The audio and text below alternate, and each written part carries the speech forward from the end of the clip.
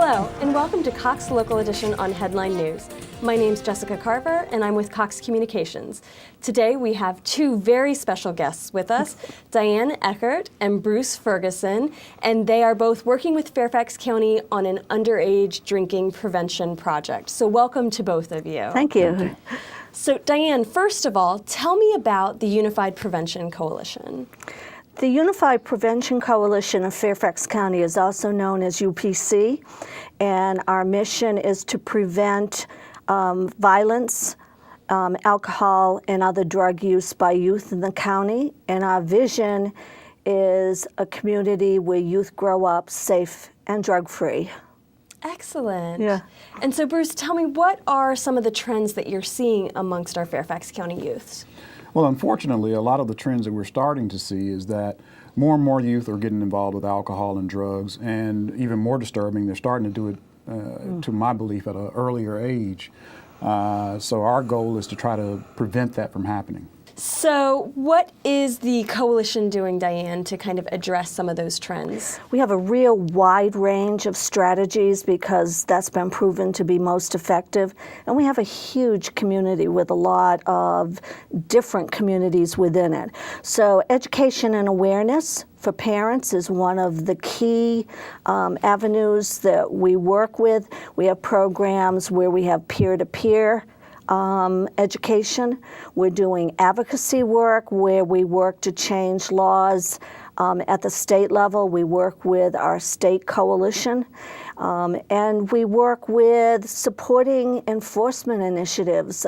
Reducing access is one of the biggest ways to change what's happening in the community. And we really work closely with the police department on enforcement and reducing access. A lot of the enforcement actions aren't just geared at youth, it's at adults also, because we found that sometimes adults are providing alcohol to youth. They'll purchase it for them, things like that. But we also understand that enforcement alone isn't effective. We have to do a large education piece, and parental responsibility is probably the largest piece that we want to try to emphasize. Okay, and your organization is working on some binge drinking community forums? Yes, we have a program called HAZE, Perils of the College Drinking Culture, and we do programs that bring in from 150 to 300 parents and students together. We want to provide information, and we want to provide tools so that when they leave, they're in a conversation with one another on that ride home together in the car, and that the communication continues through the college years. You can't just stop when your child graduates from high school.